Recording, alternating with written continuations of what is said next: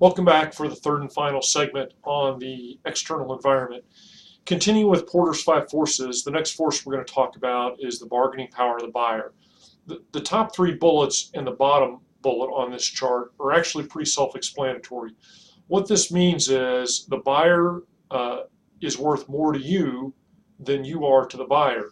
So if the buyer is a major customer of yours, such that your business would be really hurt if they were to go to a business, or your products are easily replaced by other products, you kind of sell a commodity, it's easy for them to switch to another source, then you don't have a lot of power against your buyers.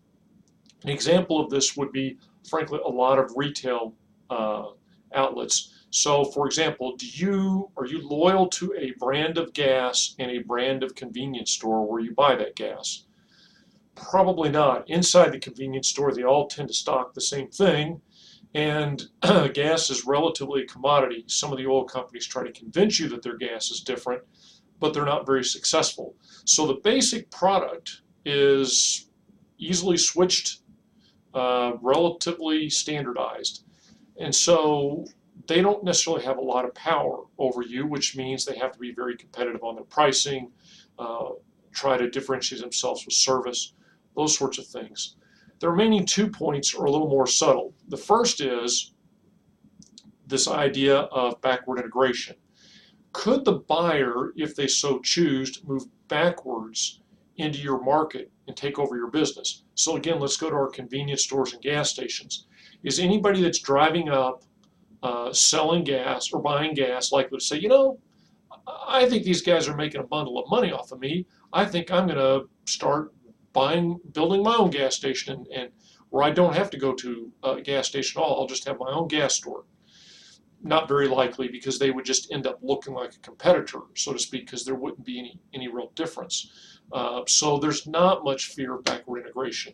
Now, you look in some business-to-business setups, there is a real fear that a company could say, hey, I think I would like to do that as well.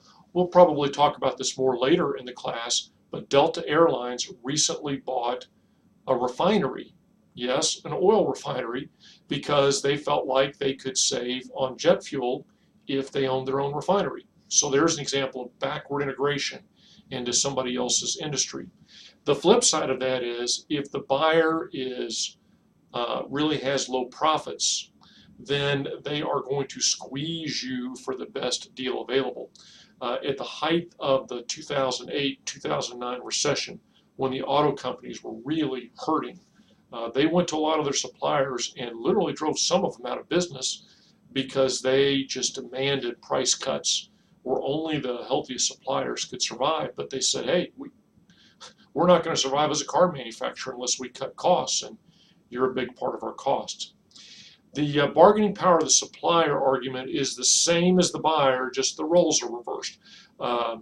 If you're not concentrated, which is to say the suppliers could sell to any number of people, or if there's only a few suppliers that you have to buy from, no substitute products, so you have to use that supplier. The supplier doesn't need you as much as you need him. And then you get into that last bullet again, the forward integration, where the supplier says, hey, I think I like that business, and I'm going to move forward into that business. What you saw, again, using my gas stations, convenience stores, is more in the past than today, some of the major oil companies own their own gas stations. So they've cut out, if you will, that middleman and saying, instead of letting 7-Eleven or Alsop's make a profit, we're going to have our own company stores. This gets into an interesting thing of how big should a company be, and we'll talk a little bit more about this in our next lesson on the internal look at the firm. But you can see if a buyer's business looks really attractive, then the supplier could say, I think we could do that too, and move forward. Substitute products is another source of Andy Grove's paranoia. This isn't a competitor coming in and taking your business. This is somebody or a new entrant. This is another industry that usurps your market. And so the easiest way to think of a substitute product is define the customer itch, if you will, as broadly as possible, and then say, who else scratches that itch? For example, I would argue that the restaurant industry scratches two itches. One is the need to eat, and the second is the need for entertainment. And both of those itches are potentially scratched by other people. In terms of the restaurants, some recent trends that we've seen is that, say, supermarkets like United Market Street begin to launch their own in-store restaurants, if you will, to compete with them. So there's a non-traditional restaurant competing against a restaurant. You could argue that's not a substitute product because sometimes the line is really narrow, but I honestly think that it is. And then the other substitute product is people eating at home. So let's say, for example, that there was a dramatic improvement in frozen food preparation, where suddenly these frozen dinners you pop into the oven or into the microwave come out tasting a whole lot better. On the food side, that would be a threat to the restaurant. Likewise, there was a series of chains, and I'm having a senior moment here and can't think of it. I'm thinking Pampered Chef, but I know that's not right, where you went into these kitchens, they had all the raw ingredients, they had all the instructions, and you went to these kitchens and you made your dinner and you put it in a pan and you took it home and you baked it when you wanted it. All of that is a competitor to the restaurant because they're addressing that itch to eat. Okay, now the itch to entertainment is a little bit different. In this sense, I would argue, for example, that a Starbucks is a substitute product for a restaurant. So instead of saying, well, let's go to lunch and talk about business, or let's go to lunch on this kind of pre-date screening event, people go to Starbucks instead. So other ways to scratch the itch. Substitutes for the airline industry, well, as WebEx and all of these virtual presence become greater, that potentially is going to supplant some of the business travel. In my last job in the Air Force, I was in Tokyo working a bunch of projects where I had to work with people on the East Coast of the United States. And my boss was very aggressive about wanting this project to go forward. He's like, well, we'll just go over there and fly and meet with them. Well, let me tell you, it gets old flying from Tokyo to the East Coast of the United States. And so this is when video teleconferences were really getting pretty good. And so we would do a couple of video teleconferences in lieu of me going back. And that cut down, obviously, on the air travel. I've got in there substitutes for the movie theater industry. Well, this is things like, again, what industry is the movie theater industry in? Entertainment. So the rise of game consoles hurt the movie theater industry. And now the rise of all of the HD TVs has, for example, hurt in-stadium attendance at NFL games. And so now the NFL is having to do things to up the in-stadium experience because they know that people can sit in front of this really big screen HD TV and actually see the game better than you do from the stadium. So HD TV or HD TVs combined with DirecTV is not in the same industry as in-stadium football games necessarily, but it becomes a substitute. And what happens with substitute products is companies to respond have to do one of two things. They have to cut the price of their product so that it looks more attractive. Or second, they have to up the caliber of the product without raising the price. So NFL, for example, they're trying to increase the in-stadium experience. For example, think of Jerry Jones's huge TV in Cowboy Stadium. Well, he didn't get to charge for that. I mean, the price of his ticket is there, but he probably didn't charge a whole lot more because he built that big screen TV, but he sure did pay a lot of money to build it, and I'm sure he pays a lot of money to maintain it. The last of the five forces is the rivalry among competitors. This is not the threat of new entrants where you have to cut your price or do something to make sure that you're not attractive to enter or that you can't be entered. These are about people that are already here. This is a pretty complicated chart, so I'm going to have to look down a lot at the chart, but there are some subtle nuances I want you to pick up. Little degree of differentiation, and when you read Porter's Five Forces updated article, you're going to see this is one of the things he really tells companies is you need to be differentiated from your competitors. Really, Porter's argument is a little bit anti-competitive, and I know if he was here, he would disagree with me strongly. But what he's telling the companies is everybody go serve kind of your own little customer base and don't try to take the other guy's customer base, because the most destructive competition of all is a price-based competition, which is often what happens. And I'll show you the other part of where Porter says where the difference between good competition and bad competition. To him, good competition, bad competition is always a price war. Incidentally, who tends to benefit when competitors fight? That's right, they're customers. So, like it or not, that's why competition is a good thing. It usually tends to be good for the customer. So when you got no differentiation, low switching costs, so it's easy for the customer to switch back and forth, which says they're going to force you to fight on price. Numerous equally balanced competitors. Why that? The reason is there's no 800-pound gorilla in the room to enforce basically anti-competitive behavior. So let's assume that let's go to the other side and say that there are not numerous equally balanced competitors. Let's assume that there are two 800-pound gorillas in the industry and a bunch of very small companies they allow to survive. Let's say one of these really small companies launches off and tries to do something dramatic that's going to eat into the 800-pound gorilla's market share in a big way. What's going to happen in that industry? The two 800-pound gorillas are going to squash that startup, probably try to drive it out, or that company, probably try to drive it out of business. And what's the message going to be? I'll let you live in this little world down here. If you try to break out, I'm going to kill you.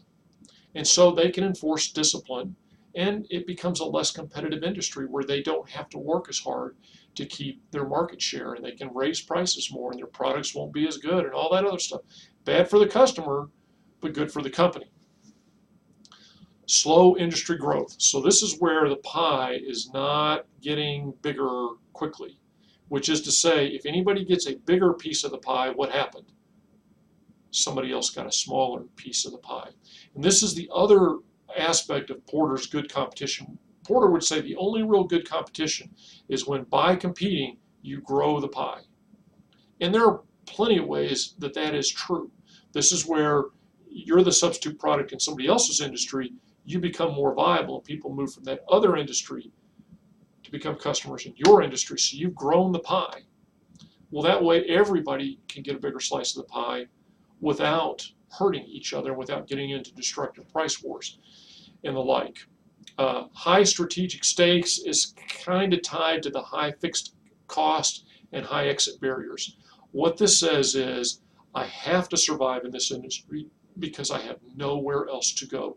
Let me give you two examples. First, auto manufacturers, especially when the economy was getting really bad, but kind of throughout the 2000 decade, American automakers were really bad about selling cars at a loss. Why would you ever sell a car at a loss? Well, because of the union contracts and the like, they were going to spend a certain amount of money to pay their workforce whether they produced any cars or not. So it became a matter of how do I lose the least money? And it turned out that actually producing cars and selling at a loss lost less money than simply letting the plants idle. That's the high fixed cost or high storage cost. High exit barriers is the airline industry.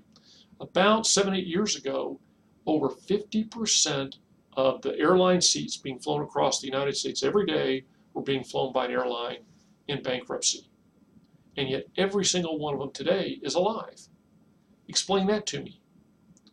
Well, airlines have a lot of creditors, and the primary asset an airplane or an airline has is its airplanes. Now, if one of those big airlines goes out of business, there's not going to be a real big market for those airplanes. And so those creditors are going to have all those assets that suddenly become worthless, and that's a high fixed cost. A high exit barrier. So let me give you an example today of an industry that I would say has, I don't want to say gone wild, but certainly has had an increased rivalry among the competitors, probably to all of their detriment, and that's the consumer insurance industry. Think of all the commercials you see for insurance companies. Geico's got the Gecko. Progressive has got Flow. State Farm has got those commercials about being somewhere you're not. Allstate has got the Mayhem guy.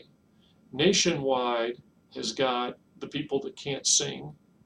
And interestingly enough, my insurance company, USAA, is advertising on national feeds, NFL games and like, because that's pretty much all I watch is NFL games and college football games. So do we think they've grown the pie? Have more people bought auto and boat insurance because of all these commercials? Homeowners insurance? Probably not. What they've done is they've really ramped up their marketing expenses fighting for customers. Probably somebody launched the marketing war. It began to be effective, and then everybody else had to respond. And again, we're going to talk about this more later in the competitive dynamics, but there is a very real-world example so that you can see what companies do that can hurt their profitability and in the end doesn't really come out for their good. One of the major changes over the past decade or so has been obviously the rise of the internet, and that's impacted Porter's Five Forces. As far as entry barriers, it's dramatically increased the access to distribution channels, which made it a lot easier for internet retailers to come in. So it's dramatically affected the retail industry. In terms of suppliers and buyers, the information for buyers to find suppliers has increased so that it's easier to find suppliers and easier to make them compete. It's also easier to take out middlemen so that you can negotiate directly with your true supplier and disintermediate all those people in the middle. Likewise for the buyers. This is the showroom effect that Best Buy is struggling with right now. The buyers have so much information where they can do a price check and find out whether it's $5 cheaper somewhere else, and then they can decide whether they want to save that $5. So you see dramatic pricing pressure when there's so much transparency of information on prices with the buyers. Substitute products, don't know that this has changed all that much other than you could say the internet has spawned a bunch of viable substitute products. And then lastly, rivalries. Because of all these other factors, I think this is probably increased. You also have people that do reputation wars. It's a new type of competitive attack, those sorts of things. I think it's safe to conclude, though, that the overall impact of the internet has been it is harder for companies to keep their profits, particularly over the long haul, than it was. So I think in terms of overall competitiveness, the internet has really ramped it up. So you can see on the chart that the perfect industry, and there doesn't exist one like this, from a Porter's Five Forces profit potential would say it's an industry with a low threat of new entrants for any of the reasons we talked about, low power of the buyer, low power of the supplier, few if any viable substitute products, and an industry probably marked by relatively few competitors who get along. I'm not saying they actively collude, but they are very cognizant about not getting in each other's way. There's one other thing that Porter has sometimes been criticized for in his model, and that's the role of complementers. And these are the people that don't fit into the Five Forces models, but certainly affect your profitability largely by affecting your sales. Let me give you an example of a complementer. If we look at the satellite industry leader, XM Sirius, a lot of their sales are through new cars. So as the new car industry booms and busts, it has a pretty significant impact on the profitability of the XM Sirius company. Likewise, app developers and smartphone sales. People are the biggest challenge BlackBerry and Windows face with their relatively new OSs and new models is, will anybody develop the critical mass of apps that people need? And if they don't, then they won't be a viable part of it. But they're not technically a supplier for either of those companies because the app writers, for the most part, operate independently. So let me give you a more realistic summary of what Porter would say about competitive advantage using the industrial organizational economics model. One, pick a good industry. Don't launch an airline, launch a software company. Two, pick a good position. Even within industries, we're going to find sometimes some positions are more profitable than others. And we've already talked about positions in class and what that means. And then finally, fortify your position. So now that you are in the industry, you want to try to raise the price of entering so as to lower the threat of new entrants. You want to make your suppliers weaker vis-a-vis you. You want to make your buyers weaker vis-a-vis you.